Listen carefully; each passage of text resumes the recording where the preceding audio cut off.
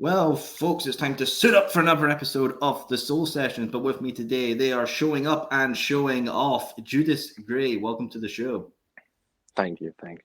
I saw you had a Ronan on, so I was like, Always, absolutely. But Judas, every guest has a story and every story has a beginning. How did your story begin within the world of professional wrestling? Jeff Hardy. I feel like he's kind of the most common answer nowadays. But my first memory is watching him lose to CM Punk, Oh, like in the steel cage match, and not having any idea what was going on. Just like, oh, this guy's cool. And then watching a bunch of Jeff Hardy matches on YouTube and being like, this is going to be my whole personality now. So, yeah. it's a hell of a way. Jeff is just such a great wrestler that connects with people. What is it about Jeff Hardy you think that has got that connective energy with fans? Oh God, I wish I knew, because then I'd steal it all. I don't know. Like for me, watching him, I just like the energy. Like just like looked cool. Just you get your John Cena's and your Randy Orton's, who muscular guys, big guys, and you just got this like sick guy just doing whatever. Like he doesn't do the fanciest slips in the world, but does them. And I did it off a ladder. That's pretty cool, isn't it? Well, fair enough, as well. Just shows that Jeff's character and style, sort of that go against the norm look. Why do you think like that go against the style look is so connected with people? I think because there's obviously there's a big graphic of people. Like most people who watch wrestling aren't the same size as John Cena. Let's be honest. None of us are. We're not Brock Lesnar. It's the same thing as Rey Mysterio, like, well, by all means, he's in great shape, but he's still like tiny in the comparisons to all those people. So I think there's a bit more of like I can actually be a bit more like this guy, to things like, the hair color, like anyone can dye their hair, the wristbands and all that stuff. You're not just gonna wake up one day and be jacked as shit. But can I swear on this? Yeah, Scottish, mate. We're a country of fucking swearers. We love it. Oh, okay, thank God. Yeah. So like, you're not gonna wake up and be jacked as shit, but you could go feasibly out and buy a tank top and a pair of cargo trousers and walk around and just it's more relatable, I think. And he just had that cool style. I think that at the time, like he was like on the edge of it, and everyone was like, actually, no, that is quite cool. Oh, definitely as well. Jeff's had a great career, time in WWE, TNA, and now AEW. I want to know, you, Judas, as a fan of Jeff Hardy, what do you prefer, his TNA run or his WWE run? So I only was like started properly watching wrestling by the time he was in TNA. Ooh. I'll always prefer, like, I'll say the first run for WWE, but that's not including the stint where he goes to TNA in between. But like, obviously, his like, TLC, his title wins and all that. The one when they came back at WrestleMania, like the nostalgia pop. That was the first WrestleMania I ever watched live. So I remember sitting there watching it illegally on my phone and being like, "Oh my fucking god!" like buzzing. But like, it was never the same, which is really upsetting because I feel like he could have done more than they gave him. But I'll always prefer the first stint at WWE. But his TNA run, for as much shit as people give it, I liked it. So I will stand by it. Absolutely. You became a champion as well. Why do you think people view Jeff in TNA negatively and just TNA negatively in a whole? I mean, it's Victory Road, isn't it? It's Victory Road. Like, it's Victory Road. Yeah. But TNA as a whole, because it's the opposite of WWE and they don't like it. But I'm like, as a kid, I didn't see much of a difference. I was like, Yeah, of course not. So we're kind of seeing that. True, wrestling is wrestling at the end of the day. We're kind of seeing that now with AEW as well, sort of people bashing on it because it's the alternative. Why do you think people are so conflicted to change or an alternative in wrestling? I just think you get your hardcore fans who are just, some people are so like set on things, like it has to be like this, it has to be like that. It's like WWE is entertainment at the end of the day. It's stories and all this stuff. All those little things. Like there's two different things of like TV wrestling and like the indie wrestling. I remember someone saying about how you can tell who was on the circuits as an indie wrestler during lockdown, because when they were doing like before the Thunderdome and there was no crowd, you could tell who was like used to having 10 people in the crowd compared to like the big megastars who've never done that before, and it was very different for them. But some people just can't accept that. I think some people get really annoyed by it, and I'm like, can you not just enjoy both? Of course, absolutely. There's no harm in enjoying both or enjoying one or the other. It's not like you're going to get done in for it. Exactly. But Judas, I want to know, when did you step into becoming a professional? And what was it that lit the spark if you're saying, I want to go and actually get in the ring? I think it was one of those childhood dreams. Like everyone wants to be a footballer and stuff. I wanted to be a wrestler. And I turned 18 and got my first job and stuff. And I was like, I now have money, I have time. Like I could give this a try.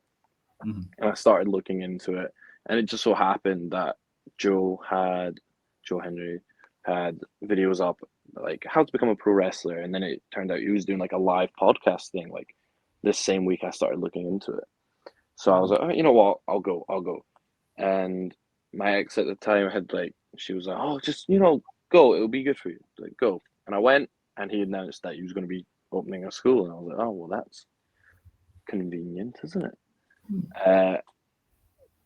So come September of 2019, I think, 2019,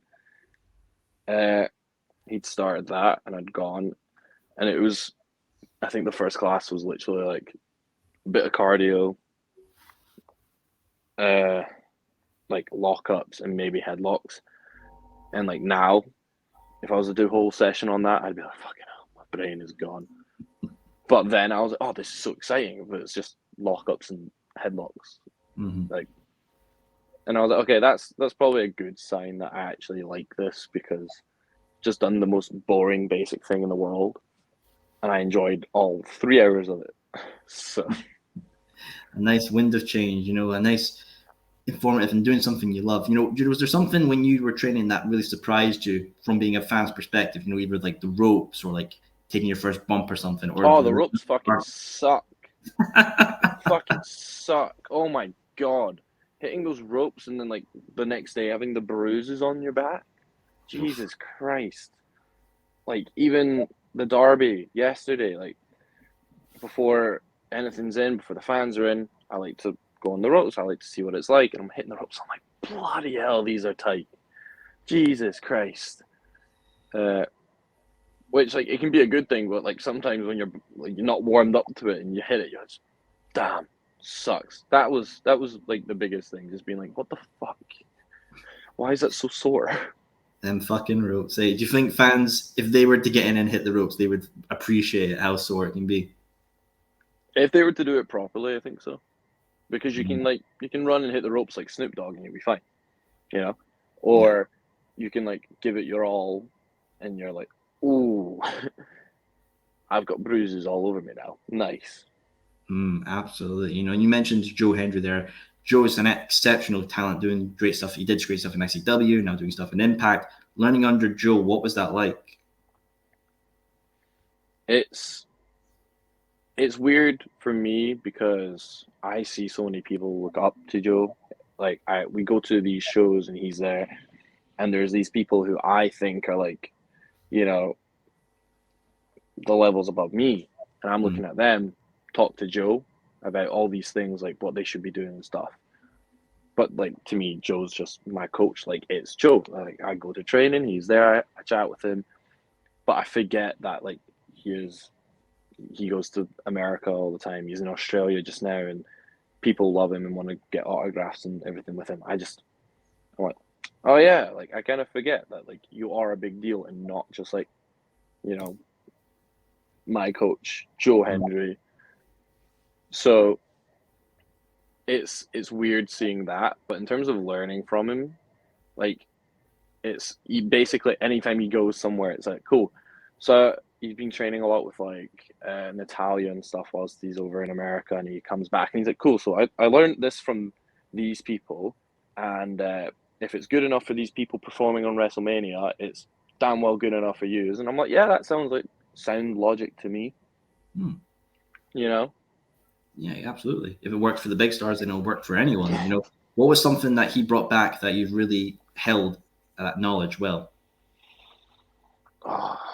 Since he's been away, there's been like loads of different little things. Like before, he was very, not that he's not like very technique based on a lot of things and things being safe, but with him being on TV, I think just maybe more pacing of stuff.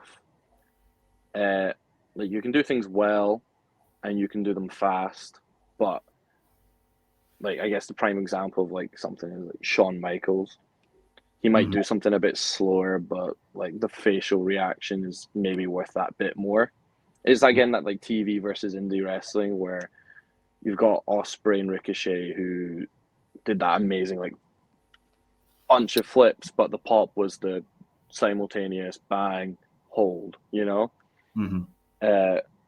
If you're it's like that for TV and he comes back and he's like, yeah, just give everything enough time, slow it down, get the reactions and all, and just make sure everyone, you know, can see. And you're like practice for hard cam. Like one of the first things in my first ever match, I did it, went backstage, and you know you're asking for feedback and stuff. And one of the things someone says to us is, they literally come up and they go, "You can tell you're trained by Joe because you wrestle like you're on TV." And I was like, that's a weird thing to hear, but like I understand it now because just the way we structured it and everything. So it was just nice. It's like okay, I can see that now, but because we have, you know, Ian Skinner, we have Emerson Jane and DCT, all these people helping us. You get all these different points of views, and it's nice to see. But we don't see Joe as much now. It's like, you know, twice a month or something like that. But you'll usually come back and you'll be like, right, here's a load of information that I've learned, and then you work on that, and the next time he comes back, he's like, right. So I'm really horrible at answering these sort of questions, so I just ramble. Don't worry, my friend. Absolutely perfect. You know, as well, Judas, you know, there's many other great places in the UK to learn, like seminars and stuff like that. And I know you would go to FPWA and they've had great seminars. They're like Wild Boar. You know, what was it like going to other places for seminars? At first, I was really nervous about doing them because I just hate meeting new people. I'm horrible at it. But now it's like a lot more comfortable, especially up in FPWA because all the guys and girls up there are just sound. So, but it's like one of the ones that I think stuck with me the most was like the Mark Andrews seminar, just because I think a lot of what he was saying kind of at the point I was at was very helpful about basing, about showing us how to do all these moves and stuff. And I might not use every single one of them, every single match, but it's the one I like always remembered the most. But I love going to seminars. I would go to so many more if I could. I know Chris Ridgway's doing like a week-long one in August, and unfortunately I can't go to that one. But on Monday I go to WXW in Germany for a week with Ronan King, and you know that's a school that loads of people have recommended to me. Leighton Buzzard, Emerson James, DCT. Obviously, you get the likes of like Gunther and everything were there at some point. So it's obviously they're doing something right over there. So of course, they're making the stars, you know. And what would be a dream seminar for you, Judas? If you had to sit down with someone and pick their mind for an hour or two, what would be your dream seminar? Oh,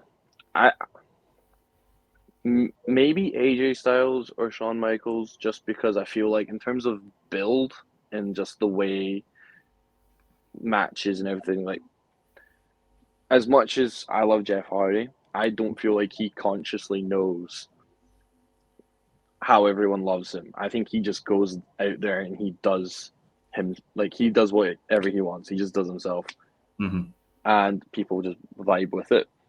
Whereas you take Shawn Michaels, you take AJ Styles, and it's like, okay, what are you guys doing? How are you structuring your matches? What's your thought process on this? What's your thinking on that? And just, I would sit there for ages. I'd be like, right, here's a list of matches. I need you to explain this for me. Now, of course, hey, it's always great to learn new mindsets and techniques and skills. Every day is a school day, as they say. But obviously, you mentioned someone there, Ronan King, who you've had a match with, at Discovery, going against Ronan. He's a bit of a cheeky lad, I won't lie. What's it like facing Ronan? It's so entertaining to see like how much grief he gets just for being arrogant, and I love it. Especially considering he's from Aberdeen, so I'm like, and you have no right to be as arrogant as you are because nothing good has come from Aberdeen. Like, tell me one. Sir Alex Ferguson, maybe. Nah. Is he even from Aberdeen? He just taught them, or he just coached them. Like, what? It's a fake accolade. It's a fake accolade. Exactly. Like, nothing good has come from Aberdeen. So, but he's good fun. We have like similar thought processes on matches, so we just like to go out there and try scare everybody the best we can. That's the best. That's the best way to do it, my friend. Obviously, Discovery Wrestling, the Disco Derby was yesterday. You were in it. Obviously, sadly, you wouldn't win, but Emerson Jane would win. It wasn't mean to see someone like Emerson Jane, who's an absolute talent, win the Disco Derby. Oh, well, I love it.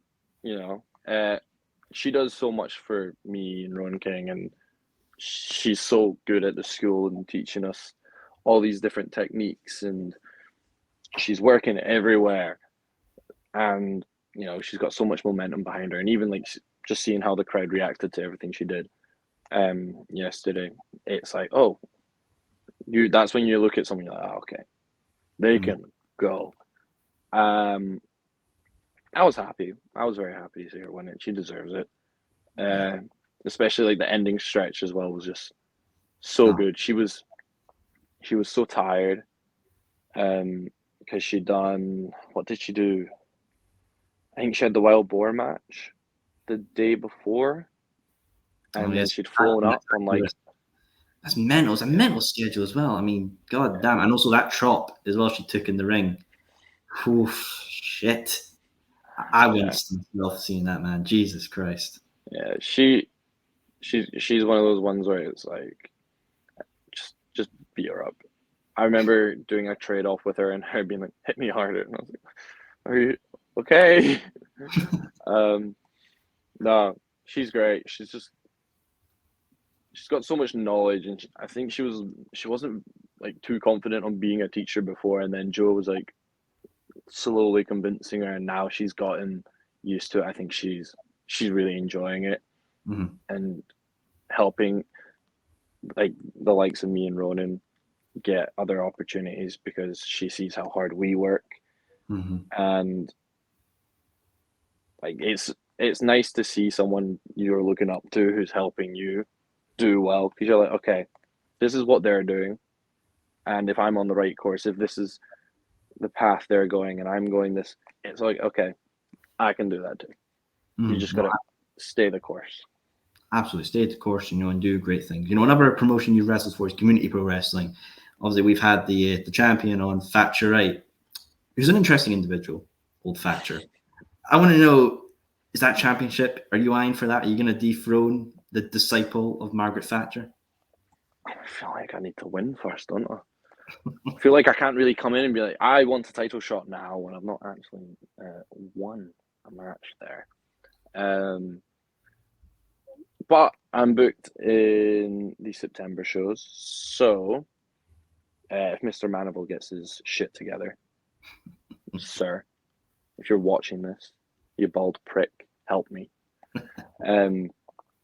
Hopefully that should change, but I'm just not too keen on fighting a Tory. Like, I like getting the boos, and I feel like I'll suddenly turn face, and I don't want that. Oh, yeah, I don't want to be in the ring and everyone be like cheering me. I'm like, no, I don't like you people. Go away. Don't cheer me. If I win this belt, you're getting treated worse. Hey, Judas, the enemy of my enemy is my friend. Sometimes when you go against a Tory. True, but like, no, I don't like people. Don't cheer for me. Hey, fair dues, my friend, fair dues. But I know in community you would actually face Joe Hendry in a match. You know, facing your trainer. What was that like in a wrestling match with fans and everything? It's always worse when I face Joe, because I've done it twice now, and both times I was like 10 times more nervous than I am for anything else, and I can't tell you why. It's like the common denominator is the fact it's Joe. Mm-hmm. But I'll go out and I'll just be exhausted. Like, nothing's even happened, and I'm like, okay, all my energy has just depleted. It happened at Carnival, and then it happened again there, and it's like, I think just because it's Joe, and people will probably be like, oh, but you don't deserve it. You know, you're like, oh crap, you get a bit more nervous. But it went well. I didn't break his nose another way, so that was encouraging. But it was nerve-wracking. I was gassed just from standing still and being like, oh Jesus Christ, and the nerves. But once it starts, I feel like it kind of goes away. It's like you take that first bump and you're like, oh, never mind. It's like an adrenaline spike again. Yeah, of course. Well, hey, you done well, my friend, and you finished the match, and that's the main thing that counts. And you made the story. I survived. Exactly. You know, and we're going to see with the UK wrestling scene have a massive explosion of awesomeness with AEW All In coming later in the year. I want to know, Judas, are you excited for the event? And also, people underestimated how we could sell out or get a massive amount of tickets made for Wembley. Why do you think people underestimated the UK fans? I feel like probably because the UK scene does. You get the big boom, and then it goes back down, and they think, it doesn't exist anymore. Mm-hmm. Like, no, that's not how it works. Like, you have the big boom, then you steal all the big stars.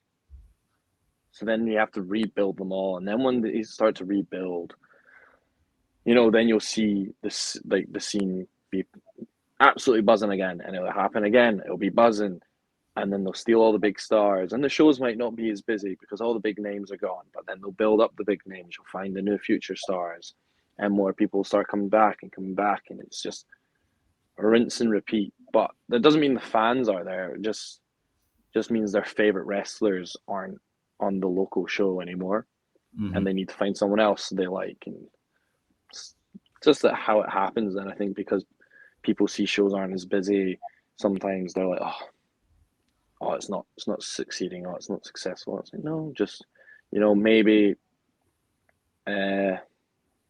Discovery has Joe, it has Gene, Big Damo, and what happens when Joe's in Australia? What happens if Big Damo gets snatched up? If Gene gets snatched up, Mm-hmm. then you're like, okay, well, you got to build up some more stars. You got to build up some big names again, and that stuff takes time. You can't just go, right, here you go.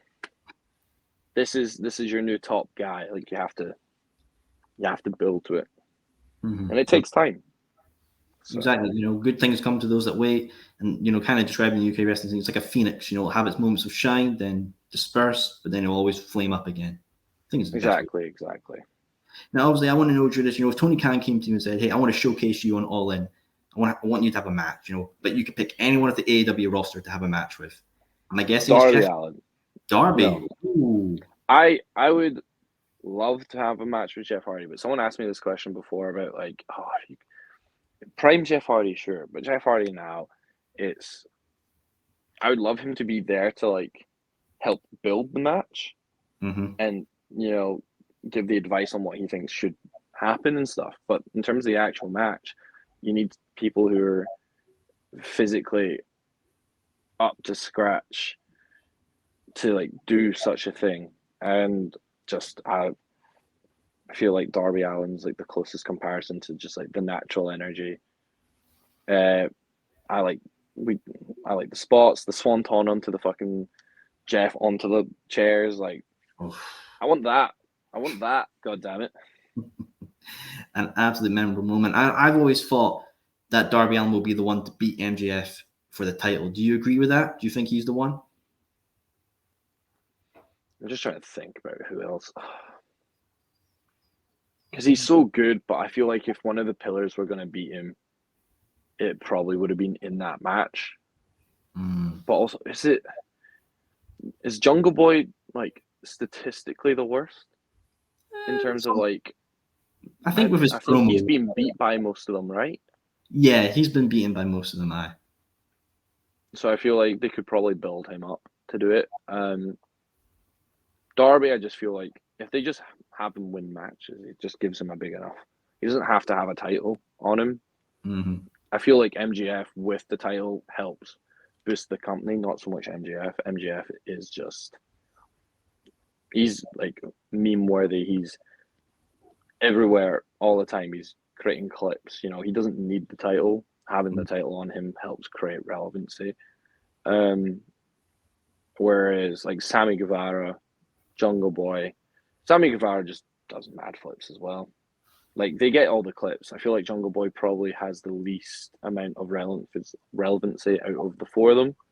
I feel like if he's the one to beat MJF and is given a bit more spotlight, a bit more dominance, it can help. Also, just more of a mean streak. I want to see him just kill everybody.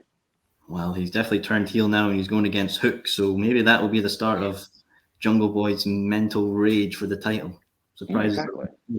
Well, you know, Judas Grey, I very much appreciate you coming on the Soul Sessions, but what I like to do with every guest, you know, if people have loved when they heard of you, I want to see you in action. What kind of dates have you got lined up in the future?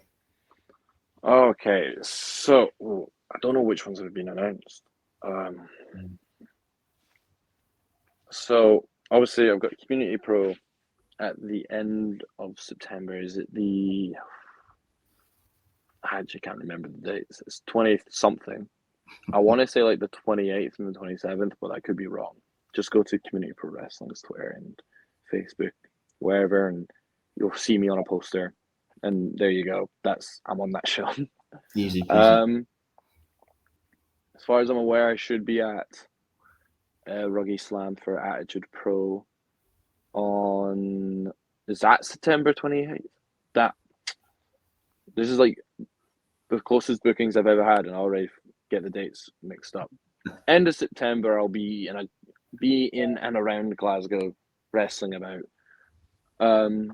That's the only ones I like can solidly say are confirmed or announced at the moment. I feel like the rest are either not announced or not confirmed. So I'm like, we've got to have some surprises. You know, we can't have everything released. But don't worry, folks. You know, just so the viewers aren't lazy, I'm going to have your Instagram link in the description of this video. They can click it, follow you, and check you out and learn more of the Chronicles of Judas Grey. Well, thank you very much, my friend. And viewers, thank you for tuning in for another episode of the Soul Sessions.